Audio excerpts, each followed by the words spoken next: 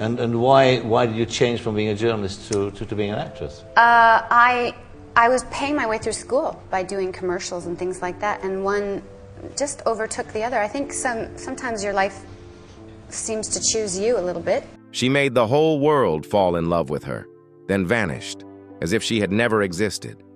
Meg Ryan was once the queen of Hollywood, a symbol of love, of tenderness, of hope. But then, after just one failed role, one broken romance, one rumor of plastic surgery, everything collapsed. No one offered her roles anymore. The press labeled her a cosmetic disaster. Hollywood turned its back. The audience fell silent. And Meg Ryan, the woman who once made millions of hearts flutter, had to learn how to live without being herself anymore. How does a star who once touched the peak of glory fall so fast? And what made her choose silence over a fight? Join us as we uncover the story no one wants to tell, about a romantic icon, forgotten by the very thing that once lifted her, love. Early life. Meg Ryan was born on November 19, 1961, in Fairfield, Connecticut, the eldest child in a family where her father, Harry, was a math teacher, and her mother, Susan, was a former actress and English teacher. She grew up with two younger sisters, Dana and Annie, and a brother, Andrew. Raised Catholic, Meg attended St. Pius X Elementary School and felt a profound sense of loneliness when her parents divorced in 1976, a wound that later fueled her desire for self-expression. Her passion for acting blossomed through high school plays in Houston and drama courses at the University of Houston. In 1979, Meg left her first mark on screen with the role of Mike in Breaking Away and rose further with her portrayal of astronaut Gordon Cooper in The Right Stuff, 1983. She captivated audiences with her versatile performances, from the charm in The Big Easy, the mischievous humor in Inner Space, to the electric portrayal of Jerry Lee Lewis in Great Balls of Fire, and the emotional depth in Far From Heaven. These qualities forged the image of a resilient Meg Ryan in the heart of Hollywood, paving the way for her swift transition into a professional acting career. Early career and breakthrough. Early on, she realized that the name Margaret Mary Emily Hyra didn't quite fit the world of media, already prone to mispronunciations, so she adopted her maternal surname and became Meg Ryan. She began by appearing in commercials for Burger King and AIM, familiarizing herself with the camera. Though she studied journalism at the University of Connecticut and later at New York University under the guidance of Professor Cecil Pickett, Meg carried a constant fear. I might not be good enough, especially after nearly losing the role of Betsy Stewart in As the World Turns, 1982 to 1984, due to a casting mix-up, which forced her to prove herself in a last-minute audition. Her debut in Rich and Famous, 1981, though anticipated, received lukewarm reviews, teaching her that talent alone wasn't enough. It also took timing and relentless effort. Memorable early roles like Mike in Breaking Away, 1979, and astronaut Gordon Cooper in The Right Stuff, 1983, marked her ascent. But it was the bold audition for Promised Land, 1987, which earned her a Spirit Award nomination that awakened her hunger to push boundaries. Supporting parts soon followed. Her charm in The Big Easy, the playful humor in Inner Space, 1987, and the mysterious edge in DOA, 1988, paved the road to 1989 when Meg took on her biggest challenge, Sally Albright in When Harry Met Sally. To maintain authenticity and humor, she patiently filmed the famous faking an orgasm scene at Katz's Delicatessen over 5 takes, each time battling the fear of losing its spontaneity. That scene earned her a Golden Globe nomination, helped the film gross over $90 million, and immortalized her twinkling eyes and breezy charm, cementing Meg Ryan as the rom-com icon of the 1990s. Just a year after stealing hearts in When Harry Met Sally, Meg took a creative leap with Joe versus the Volcano, 1990, a whimsical blend of comedy and mythology. Behind the scenes, she insisted on performing dangerous water scenes herself, leaping from ship to ocean repeatedly despite being advised to use a stunt double. Although the film didn't score immediate box office success, it eventually garnered a cult following, its audience drawn to Meg's innocence and fearless spirit, testament to her daring personality. While filming Joe versus the Volcano, Meg was invited by Oliver Stone to join the biopic The Doors, 1991, playing Pam Corson, legendary partner of Jim Morrison. Stone, reportedly surprised by her voice demo, noted how she stayed up late, recording take after take to capture the free-spirited LA tone of the 1960s. On set, she spent half a day studying vintage mannerisms, wearing leather jackets and strumming guitar to nail even the subtlest gestures. The role of Pam pulled Meg out of her rom-com comfort zone and redefined the scope of her acting ambition. In 1992, she refreshed her image once more in Prelude to a Kiss, a surreal tale of a bride whose soul is swapped. Behind the scenes, Meg herself suggested the image of her twirling amid scattered wedding flowers. She practiced symbolic dance movements for 3 consecutive nights to ensure fluidity in portraying a lost soul. Though not a box office hit, critics praised her ability to anchor a romantic fantasy genre, especially in the scene where she wrestles with the confusion of inhabiting someone else's body. Then came 1993, and with it Sleepless in Seattle, sealing her title as Queen of Romcoms. Co-starring with Tom Hanks, the film grossed over $225 million worldwide, an astonishing figure for the 90s, and continues to be adored. Behind the scenes, Meg and Tom spent hours discussing their characters over the phone to build natural chemistry on screen, from the fleeting glances at the bus stop to their quiet moments in the rain. These two come from opposite coasts. It's a love story full of emotion, Meg shared when nominated for a Golden Globe for her role as Annie Reed. They fit. They're different, but the same.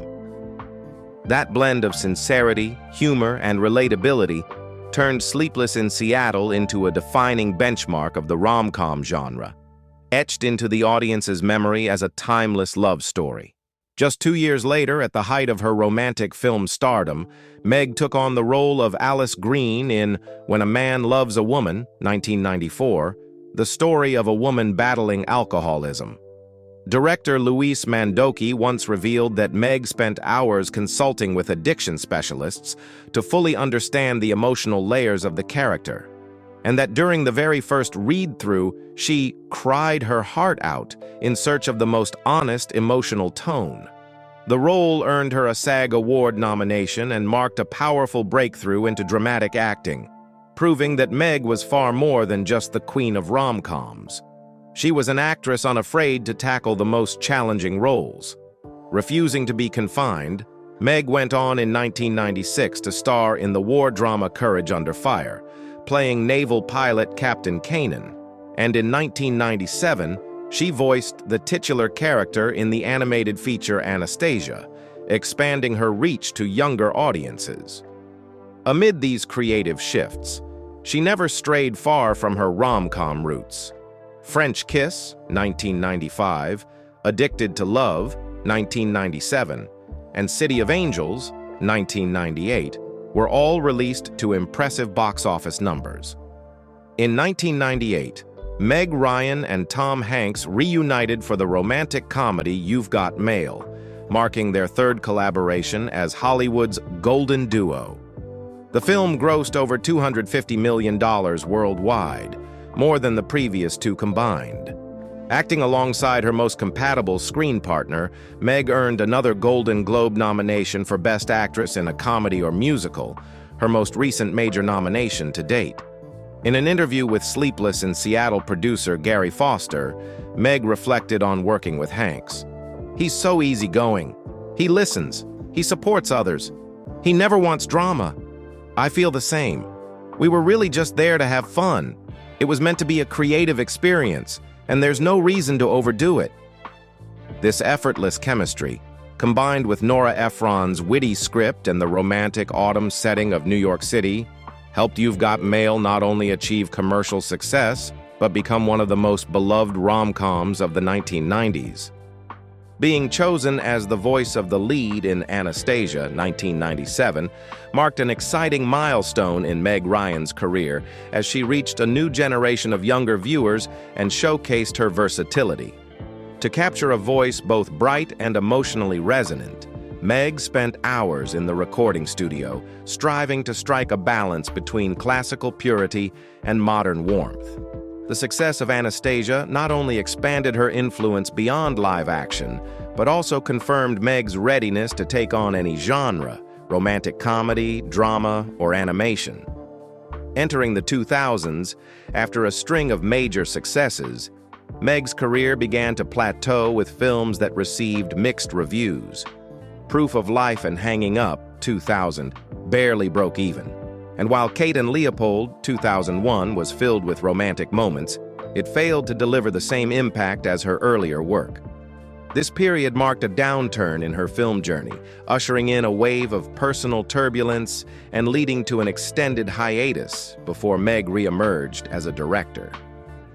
By the 2010s, Ryan had largely stepped away from the spotlight, appearing only in a few episodes of Lisa Kudrow's Web Therapy, and directing as well as starring in Ithaca, 2015, alongside Hanks and her son, Jack Quaid. In a 2013 People magazine feature, friends of the star revealed that she was choosing to focus on her personal life, distancing herself from Hollywood. "Living in New York changes you," said her friend, writer Delia Ephron. "Los Angeles is just about making movies. New York is so much more, and so is Meg." Personal life and tragedy. Alongside the ups and downs of her career, Meg Ryan's love life took a winding path full of unexpected turns. She first met Dennis Quaid on the set of Interspace in 1987, but it wasn't until they worked together again on DOA, 1988, that their connection deepened through off-camera conversations and a shared passion for music and theater. That friendship quickly blossomed into love, and the couple planned to marry in 1990, shortly after going public with their relationship. However, when Quaid confessed that he had been addicted to cocaine, so deeply that Meg never even knew, and decided to enter rehab, they both agreed to postpone the wedding. Meg didn't back away. She chose to stay by his side through the long days at the recovery center, witnessing what Quaid later described as his white light moment, an experience where he felt he was on the edge of life and death and realized that if he didn't stop, he would lose everything. Eventually, they exchanged vows on Valentine's Day in 1991, filled with renewed hope. Their joy peaked when Jack, the fruit of their love, was born in April 1992. That postponed wedding, born of hardship, became a testament to their deep commitment and the strength of their bond, a rare tale of endurance in Hollywood's tumultuous love stories. But nearly 9 years into their marriage, the dream unraveled. In 2000, tabloids published photos of Meg and Russell Crowe looking intimate behind the scenes of Proof of Life, sparking a wave of reel-to-reel rumors that neither party addressed publicly. Amid the chaos, Meg claimed the affair was the least of the problems and not the true cause of the breakup, though Dennis admitted the relationship forced us to face the truth. He recalled feeling stabbed in the back, devastated by accusations of betrayal, and ultimately acknowledged that we both made mistakes, even as he continued to cherish their shared memories. Just weeks later, in June 2000, the couple stunned the public by announcing their separation. Dennis later described the divorce as the death of a part of myself, recounting the stages of shock, depression, anger, and eventual acceptance. He called the affair the final straw, though their marriage had already been eroding. Through the storm, Dennis found his way back, committed to sobriety, steadily acting, and refusing to let the past define his future. He returned to the spotlight with a powerful portrayal of President Ronald Reagan in the upcoming film Reagan, set for release in 2024. Over 24 years later, on the September 6th episode of Who's Talking to Chris Wallace, on Max, 70-year-old Dennis Quaid, now a biopic star, opened up, saying he had no regrets about his marriage to Meg, even though her fame once far eclipsed his own. When asked if her stardom strained their relationship, he answered candidly, "When I met Meg, I was focused on my career and so was she. Then things just happened." Pointing to a poster of Top Gun, Quaid recalled the feeling of disappearing when walking beside her on the streets of New York. He added, "I tried to act like it didn't affect me. Tried to be the big guy, but we're all just human." Quaid also spoke of Jack, now a successful actor in his own right, as the sweetest fruit of that journey and the reason he'll never regret the life they built together. And then came Meg Ryan's voice, finally, after nearly a decade of silence. She firmly stated that Russell Crowe was not the one who broke up the marriage and that the affair was the least of the problems in a chain of deeper issues. In a 2008 interview with InStyle, Meg candidly revealed, "Dennis was not faithful to me for a long time, and that was very painful. I found out more about it after we divorced." She emphasized, "It fell apart before it became a public thing. The public and the press followed it for a long time afterward. But the reason we broke up had nothing to do with anybody else." Meg did not shy away from taking accountability. "I was a mess. I hurt him at the end too. I couldn't be in that kind of long-term relationship anymore. It just wasn't the right time. So, I stepped away." These words revealed the depth of her pain and the resolve to protect herself, sharply contrasting with the romantic image the public once adored. Even after letting go of the past and owning her faults, Meg Ryan couldn't escape further controversy. Still reeling from emotional fallout, she was thrust into a second media storm during a 2003 appearance on The Michael Parkinson Show. Questioned about the explicit scenes in the Cut, at a time when she was under pressure from box office disappointments like Proof of Life and Hanging Up, Meg replied curtly, "Wrap it up," then slowly removed her mic and exited the studio amid murmurs from the audience. The press pounced, condemning her for what they called rude behavior, branding her an unraveling star who had traded warmth for control over her image. Several commercial deals and talk show invitations were reportedly withdrawn afterward. Even stars like Nicole Kidman or Cillian Murphy, both of whom had faced similarly intrusive questions, typically opted for diplomatic responses to avoid backlash, something Meg might have done differently with hindsight. Years later, in a conversation with the Sunday Times, she admitted that moment taught me a lesson about preparing mentally for the public, and that it took me a very long time to win back the audience's trust. These reflections serve as a reminder that even the most wholesome public images can be shattered in a single moment of emotional misstep, leaving consequences that linger far beyond the spotlight. Legacy and impact. Despite the personal storms she had to weather, Meg Ryan still managed to leave an indelible mark on cinema.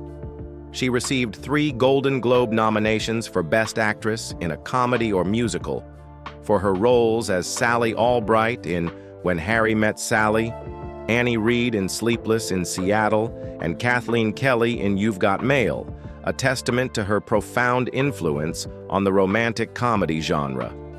Earlier in her career, her portrayal of Carol Bradshaw in Promised Land, 1987, also earned her an Independent Spirit Award nomination, recognizing her authenticity and emotional depth from the very beginning.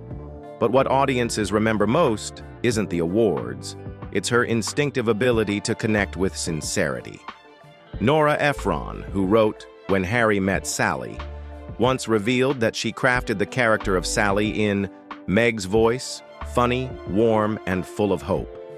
Tom Hanks also remarked that with just a glance or a smile, Meg could fill a film set with energy. Beyond the screen, Meg quietly supported charitable organizations focused on women and children, reflecting her genuine desire to inspire and give back to the community. While the media and public often celebrated her with honors such as People's 50 Most Beautiful People in the World, the Women in Film Crystal Award, and the Hasty Pudding Woman of the Year, it was the stories behind the scenes, the praise from her colleagues, the way she lit up when talking to children, that truly painted the picture of who Meg Ryan was. Not just the queen of rom-coms, but a woman of compassion, generosity, and hope. Those moments, more than any title or trophy, are the true legacy she leaves behind. Current life. After building a storied career, Meg Ryan found new meaning in motherhood. In 2006, she adopted a daughter from China, Daisy True, born in 2004, whom she calls her destined connection.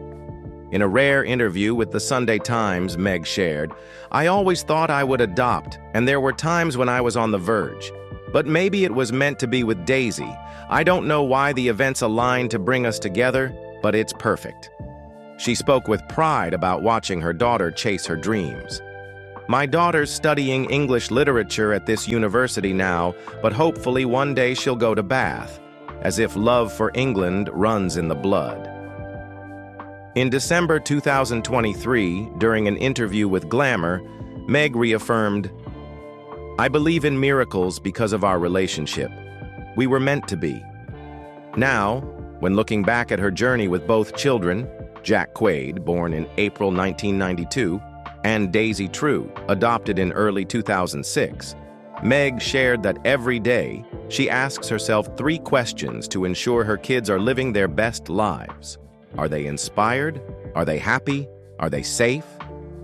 These words reveal not just warm maternal devotion, but also a woman writing a new chapter, one rooted in openness, authenticity, and a deep prioritization of family. Her only son with Dennis, Jack, grew up straddling 2 worlds, visiting film sets like The Rookie in Austin, Texas with his parents, and soaking in the energy of Hollywood. He began acting with a small role in The Hunger Games, 2012, before breaking out in the hit series The Boys, 2019 to present. Jack once shared that no one understands him better than his mother, and that being directed by her in Ithaca, 2015, was a perfect experience. Having found peace within her close-knit family, Meg Ryan opened her heart to love again when she and singer John Mellencamp, who had been on and off since 2010, got engaged in October 2018. According to Entertainment Tonight, Mellencamp was seen wearing a diamond ring next to Meg during Halloween that year, and days later she confirmed the engagement on Instagram with a charming doodle and the words, "engaged." It was a significant milestone for a relationship marked by nearly a decade of highs and lows. Mellencamp once admitted on Sirius XM, "Women hate me. I love Meg Ryan." Though they had broken up for 5 years, they found a second chance, only to part ways again in 2019. John and Meg didn't have the smoothest relationship from the start, a source close to Mellencamp told People. They loved each other, but their differences could become real obstacles. Meg Ryan's journey in love has not been without challenges.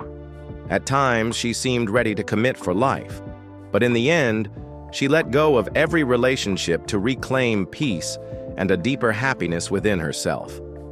By the mid-2000s teens, her appearance drew heightened scrutiny as rumors of cosmetic surgery flooded social media.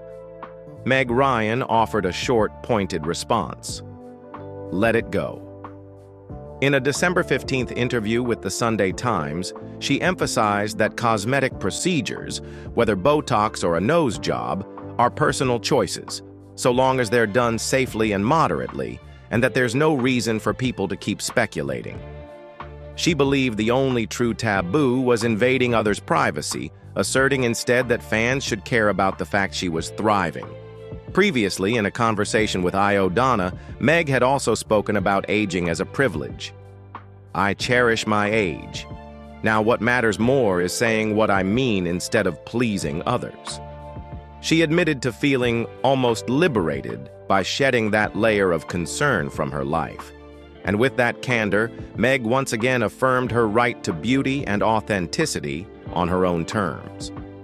When she made a radiant return to the red carpet at the 2019 TCM Classic Film Festival to mark the 30th anniversary of When Harry Met Sally, Meg Ryan stood beside director Rob Reiner and co-star Billy Crystal with poise and warmth.